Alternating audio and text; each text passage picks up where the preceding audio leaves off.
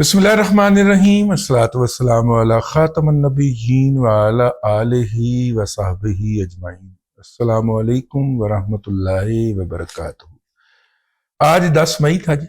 10 मई की सुबह नमाज फजर अदा करने के बाद पाकिस्तान के सिपह सालार जनाबे हाफिज सैयद आसिम मुनीर शाह साहब, जो बाद में फील्ड मार्शल बने और चीफ ऑफ डिफेंस स्टाफ भी बने, उन्होंने हमले का हुक्म दिया और पाकिस्तान की ज़मीनी अफवाज जो हैं उन्होंने मिसाइलों के ज़रिए और तोपों के ज़रिए, और तोप के अंदर भी जो प्रोजेक्टाइल होते हैं उनके ज़रिए भारत के अंदर हमला किया।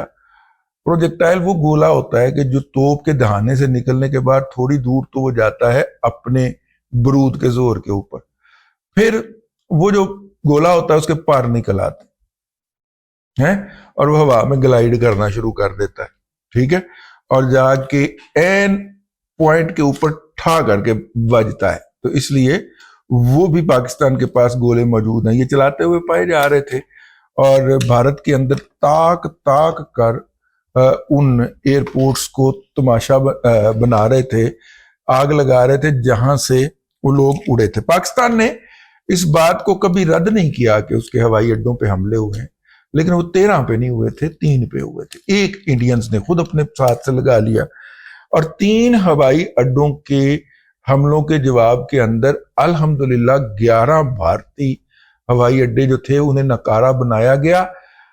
S-400 के 2 निजाम फड़काए गए और उनको अंधा कर दिया गया, जिसकी बुनियाद के ऊपर वो बेअमल होकर रह गए। ये नहीं कि उनके मिसाइलों के अंदर जाके मोरियां कर दी या उनको फाड़ दिया या उनके मिसाइलों के फजूल फ्यूज निकाल के हम भाग गए, ऐसा नहीं था। जो उनके देखने वाली आंखें थी यानी रडार्स थे, उन रडार को तबाह कर दिया।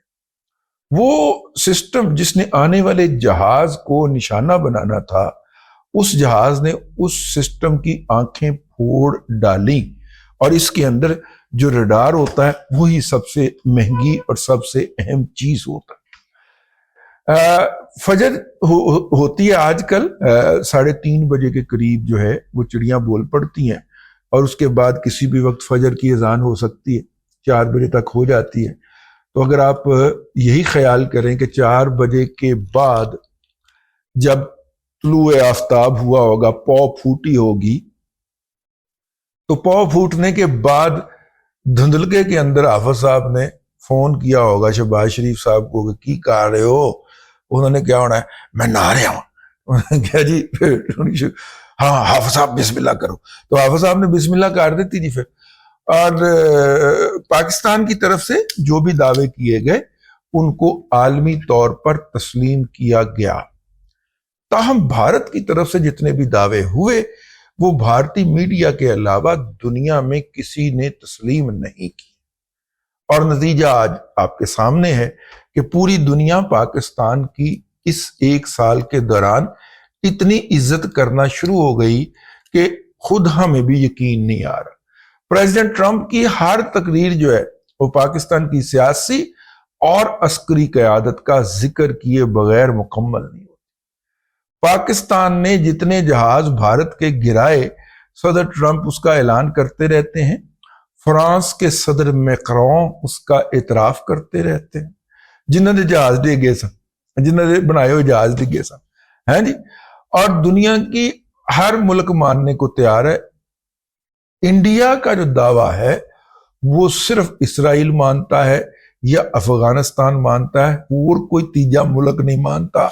जब इंडिया कहता है कि इस जंग में हम फतह याब रहे और हमने तैयारे गिराए पाकिस्तान के और हमने 13 हवाई अड्डे तबाह किए, कोई हवाई अड्डे तबाह नहीं हुए, 3 हमारे उसके ऊपर लगे थे। यानी कि नूर खान के ऊपर आपने मिसाइल मारा कुछ ट्रकों पे, कंटेनर्स के ऊपर, और आपके पास आपकी खुफिया एजेंसी रॉ ने यह रिपोर्ट दी थी कि इन कंटेनर्स के अंदर PL-15 मिसाइल आए। अगर उन कंटेनर्स के अंदर PL-15 मिसाइल होते तो उस वक्त पूरे रावलपिंडी इस्लामाबाद के अंदर कयामत सुगरा बर्पा हो जाती, ठीक है। लेकिन आपके जासूसों को ये नहीं पता, हालांकि चप्पे चप्पे पे आपने पूरे गिलगित बल्तिस्तान में बिठाए हुए थे, کہ وہ ہم نے کنٹینر پنڈی پہنچائے تھے، خالی پہنچائے تھے، آئے کنٹینروں سے ہی تھے. PL-15 آیا کنٹینرز کے ذریعے سے تھا، لیکن راستے میں ہم نے اس کو منزل مقصود کی طرف روانہ کر دیا تھا. کنٹینر جب وہ ہے نا سکندر جب گیا دنیا سے تو دونوں ہاتھ خالی تھے، وہ کنٹینر جب پنڈی پہنچے تو وہ بھی خالی تھے. اور ان کی جاسوسی آپ نے کروا کے راہ کے ایجنٹوں سے، راہ کے ایجنٹ بھی تو آپ نے ان پڑھ رکھے ہوئے ہیں نا، افغانی رکھے ہوئے ہیں، تو وہ آپ نے اس کے اوپر بم مارا، کنٹینر ادھر ادھر ہو گیا. اس کے علاوہ کوئی نقصان نہیں ہوا. اس سے 1 گھنٹہ پہلے وہاں آدھا گھنٹہ پہلے امریکہ کا جہاز ٹیک آف کیا ہے، اور اس کے 1 گھنٹے بعد ہمارے برادر ایک ملک کا جہاز لینڈ کیا ہے. اگر آپ نے وہ نور خان ایئر بیس تباہ کی ہوتی تو اتنا تو فرق پڑتا نہ، کوئی 1-2 دن کے لیے وہ بند ہوتی، نہیں ہوئی. ٹھیک ہے جی آپ کا. ہاں پاکستان نے کھلے دل سے تسلیم کیا کہ وہ جو بیاری کیا جگہ ہے سندھ کے اندر، وہاں پہ میزائل لگا جس میں ایک ایئر فورس کے افسر کی شہادت ہوئی، اور ایک ہمارا جو ایواکس ہے airborne early warning system, وہ طیارہ تباہ ہوا. ہم نے اگلے 2 ہفتوں میں وہ طیارہ ریپیئر کر کے دوبارہ کھڑا کر دیا، اڑانا شروع کر دیا. اتنا ہے کہ آپ ہمارا نقصان کر پائے. لیکن ہم نے جو نقصان کیا تھا، گھس کے مارا تھا، اس سسٹم کو آپ کو رشیا سے جا کے ریپلیسمنٹ لینا پڑی.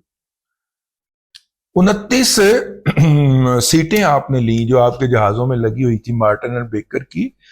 29 اضافی سیٹوں کے احکامات، جو جہاز میں نہیں لگی ہوتی سیٹ، پائلٹ دے بین واسطے خاص سیٹ ہوتی ہے، اس کے آپ نے آرڈر پلیس کیے، ہمیں مارٹن اینڈ بیکر کے اندر سے بتایا.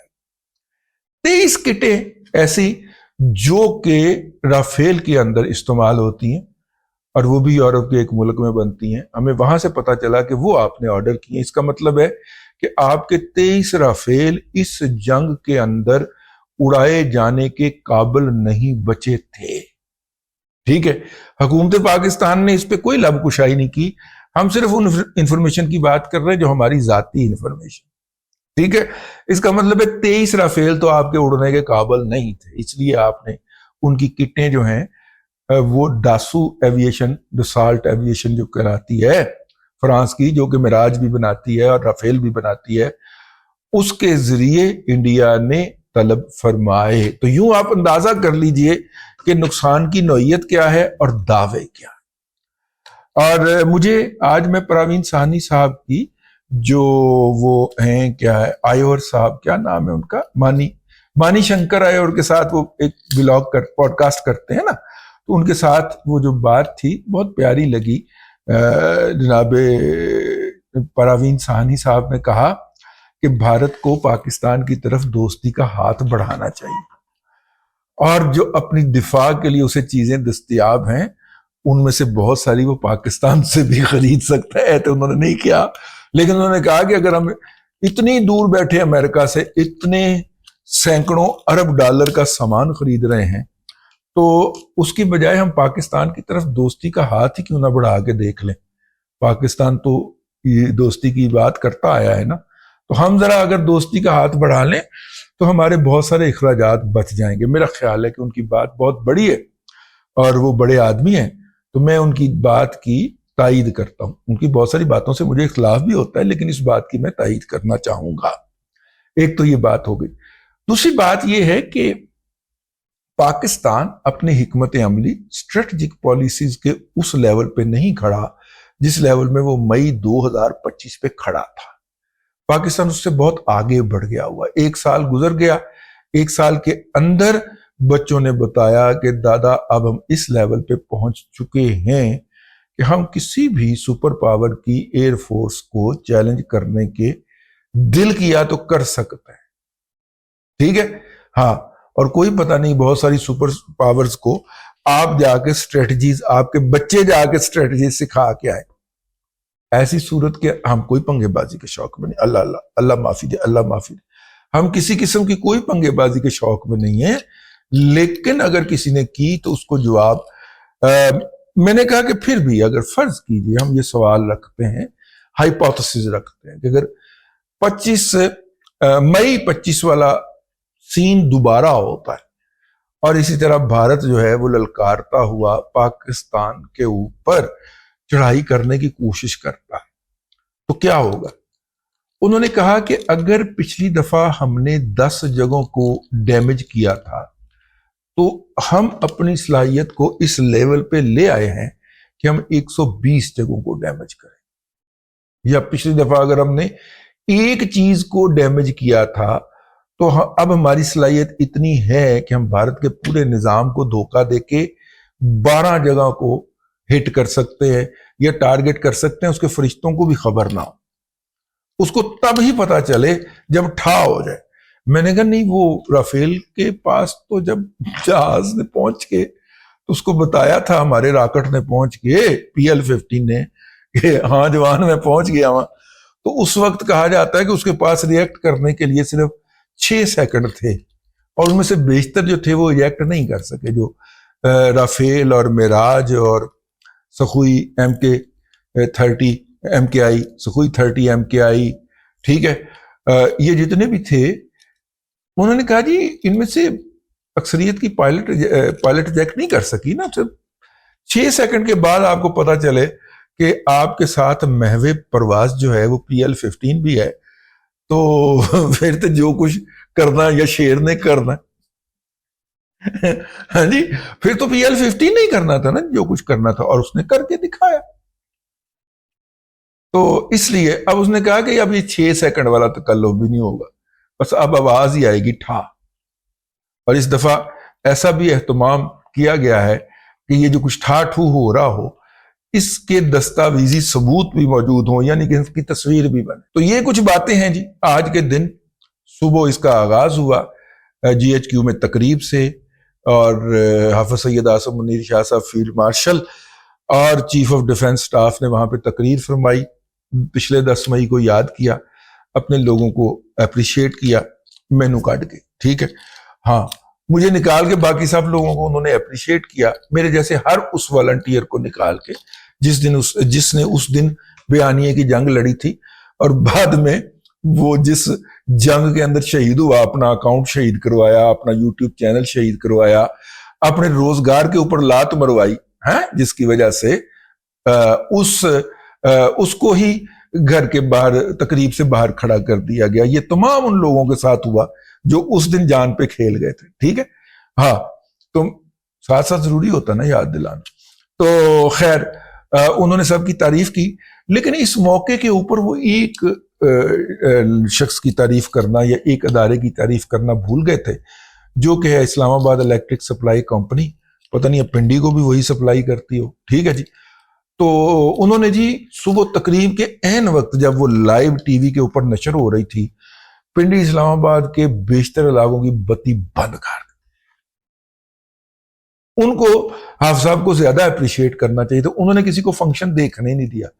چلے GHQ پہ جہاں پہ یہ فنکشن ہو رہا تھا وہاں پہ تو ان کے پاس اپنے ہوں گے اپنا جنریٹر، ٹھیک ہے، لیکن باقی لوگوں نے وہ پکھا یا میری طرح اخباریں چلتے ہوئے ہی گزاری، ٹھیک ہے۔ تو وہ اس بندے کو بھی اپریشیٹ کرنا بنتا تھا۔ حافظ صاحب پتہ نہیں اس کا نام مس کیوں کر گئے اپنی تقریر کے اندر سے، باقی تو ہر نالائق کا نام لیا ہے۔ طبقات کی بات ہو رہی، ہر نالائق طبقے کا نام لے کے انہوں نے شکریہ ادا کیا، ان کو شکریہ ادا کرنا کیوں بھول گئے، اس بات کی مجھے سمجھ نہیں آئی۔ بڑی اچھی دبنگ تقریر تھی، اچھی لکھی ہوئی تھی، اور اس میں تھوڑا سا اور بھی جذبہ اور جوش ڈالا جا سکتا تھا، کسی بزرگ کی لکھی ہوئی لگتی تھی، ٹھیک ہے۔ ہاں، بزرگ بھی کو میرے ورگا لب ہونا چاہیے جس کے جوش اور جذبہ بھی قائم ہو۔ وہ کافی کچھ زندگی سے مایوس قسم کے بزرگ تھے جنہوں نے یہ تقریر لکھی ہے، اس کے اندر ابھی اور بھی جذبہ اور جنون ڈالا جا سکتا تھا، اپنے لوگوں کو مزید اپریشیٹ کیا جا سکتا تھا، اور دشمن کو زیادہ سخت الفاظ کے اندر دھمکی بھی دی جا سکتی، لیکن بہرحال یہ ہوا۔ آج کے دن کا یہ سب سے بڑا ایونٹ تھا، اور سوشل میڈیا پہ قابض PTI نے اس ایونٹ کو حرام ہے جو 1% بھی ڈسکس ہونے دیا ہو۔ آپ نے تو سر بڑی ٹیمیں رکھی ہوئی، وہ ٹیمیں کیا کرتی رہتی؟ اب تک کے لیے اتنا ہی، اگلے ولاگ کے اندر پھر حاضری ہوگی۔ اللہ تبارک و تعالیٰ آپ کو آسانیاں عطا کرے اور آسانیاں خلق خدا میں تقسیم کرنے کی توفیق عطا کرے۔